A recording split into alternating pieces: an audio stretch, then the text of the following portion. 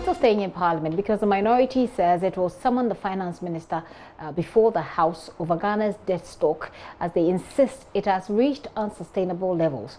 They say that claims by Information Minister Kojo Oppong-Nkrumah that government is managing the debt well are untrue. Listen to the minister when he addressed the media last week, when he denied the minority's claim that government has borrowed more than 80 billion cedis within 2.5 years of being in power. We want to start by stating emphatically that government has not borrowed 80 billion Ghana cedis in 2.5 years. Ghana's domestic market can never even raise that kind of money in 2.5 years. Our market is not as liquid as that. A strange kind of assertion that is being made must first be examined by the fact that even if you claim 80 billion has been borrowed in 2.5 years, does the market have what it takes to even raise 80 billion Ghana cedis in 2.5 years? The answer is no. Now, with regards to external loans, all of those loans are given approvals by Parliament in accordance with Article 181 of the Constitution 1992 and Sections 55, 56, 57 of the Public Financial Management Act, Act 921, for which the minority is party. And you can add up all the loans that this administration has taken to Parliament, and it will not come anywhere near 80 billion. Indeed, if there was a list of loans that add up to 80 billion, you'd imagine that the minority would put out that list by now. But the reason for which our debt stock today will show a difference of about 80 billion is that the figure is a nominal public debt stock figure. And the public debt stock figure is made up of a number of things. Number one, old loans that are now being disbursed within the tenure of this administration add to the public debt stock. It doesn't mean that the administration has gone to borrow money. And I'll give you an example. If you take, for example, the railway works going on between Taman and Pakadang, which is financed by an Indian Exim facility, every new $1 that they release is added to our debt stock. Did the Akufo-Addo administration borrow that money? No. So you cannot look at the growth in debt stock and say, therefore, that the administration has borrowed 80 billion. It's an argument you can't sustain. The first addition to old loans, or the first addition to the debt stock, are old loans that are now being disbursed, and there's quite a number of them. Second is that the exchange rate has an impact on the nominal public debt stock figure. So, for example, if a year ago a dollar was 4 cedis and we owed $1 billion, in CD terms, it will be 4 billion cedis. If a year down the line, the dollar is 5 cedis, just the mere shift of the exchange rate will now move the public debt stock figure from 4 billion cedis to 5 billion cedis. Does that mean that the government has gone to borrow? No, it doesn't. Number three, you would notice that since 2017, we've had a number of extraordinary events that the administration has had to borrow specifically to deal with. The bailout of the financial services sector alone has already cost us some 12 billion Ghana cedis, and if you add what is outstanding to be done, the figure may even go up a bit higher than that. Who superintended that exercise?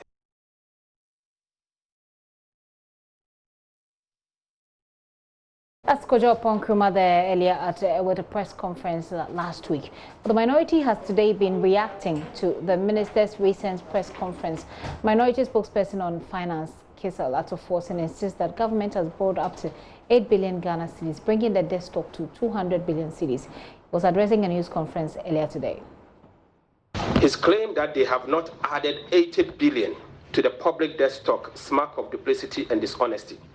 For the avoidance of doubt, we have been very generous in sticking to the official numbers and not applying the outrageous principles and calculations used by the Vice President and the then NPP stalwarts when they were in opposition. Hence, unless the Information Minister wishes to say that the then candidate Akufo-Addo and Dr. Bawumia, the running mate, were not even outlandish in peddling falsehood about our public debt in opposition. The attempt to blame the rising public debt on exchange rate depreciation represents a doublespeak and an admission of failure by President Akufo-Addo. President Akufo-Addo has also remained tight-lipped on what exactly the monies have been used for, and his information minister could not point to any except to claim that development wasn't all about infrastructure, unfortunately. This could be another justification for using the oil revenue for consumption. He also says the minority will use parliamentary procedures to ensure better management of the debt.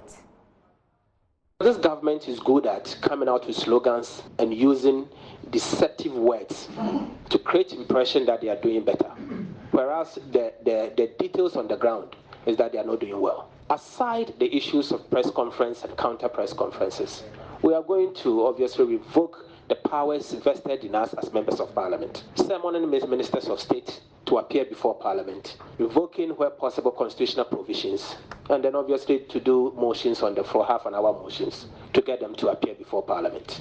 As we speak, nobody knows the end December 2016 expenditure numbers. Even though, per the laws of this country, the Minister of Finance should have appeared before Parliament or provided information to Parliament by the end of first quarter. We've ended second quarter, or we're about to end second quarter. It's all missing. So we are going to obviously come out with half-an-hour motion to compel the minister responsible for finance to bring us those expenditure so that we know how much they are spending on consumption, how much, where the money is going and where it is. Parliamentary correspondent Joseph Opoku-Gakpo joins me in the studio with more. Joseph, what exactly is the bone of contention here? So they're making the point that the information minister deceived the country when he reacted to their press conference about 3 or 4 days ago. Okay. And they're pointing to a number of issues. For example, they said that the information minister had claimed that the NDC, whilst they were departing, left a debt stock of 122 billion Ghana cedis. They insist it was 120 billion Ghana cedis. And that's because there's a 2 billion that they are still contesting. There's a 2 billion gap that they're still contesting. What exactly do they say about that 2 billion? It looks like it's not really clear. They say the Auditor General confirms the figure of 120 billion in the report that the Auditor General sent to Parliament in 2017 after they had left power. So they don't understand why the NPP administration continues to go back to the 122 billion as the figure instead of working with the Auditor General's figure of 120 billion. They also make a number of claims that they've done a cost estimation of government investment in its projects. Just before you go there, they make the point about the 122 billion vis-a-vis the 120 billion they're claiming, and it's important because they are saying they're adding 80 billion to it, and they're blaming the Akufo-Addo administration for being responsible for that 80 for the billion. Additional 80 billion, which has been added on, which then they claim take the debt stock to the 200 billion. So then that would have meant that between January 2017 and now, the debt stock rose from either 120 billion Ghana cedis or 122 billion Ghana cedis to 200 billion Ghana cedis. And this 80 billion addition, which they put on the government, is what the government is disputing. Exactly, and insisting that it's a lot less, and they are standing by their figures. A lot less, as in how much? Government has not given any figure, has it? None that I recall readily in terms of specific government figures. Right. And this, just so we make our viewers are clear what we're dealing with in terms of the figures. Now move on and tell us about the other claims they make as far as how far they think the current administration is driving us into debt. So they're asking a simple question that where has the claimed additional 80 billion Ghana cedis gone? And they say they've done a cost estimation of government investment in the development of the country when it comes to their various projects. 1D, 1F, one village, one dam, school feeding, and all of that comes to a cost of about 3 billion Ghana cedis that has been invested in all of those projects annually. So they're asking that the rest of the money, when it comes to the difference of more than 70 billion Ghana cedis, where has all of that money gone? Because from their reading, over the duration, government has only been spending 3 billion Ghana cedis annually on all of its projects. And for them, they, in their words, they say all of that money is going into what they call chop-chop, and they think it's completely out of place. So their main argument for which they claim the economy is running into trouble is that the loans are being taken and it's not being invested in capital projects which will raise money on its own in order to repay, for which they think that makes those debt levels very unsustainable, and they think action needs to be taken to stop any further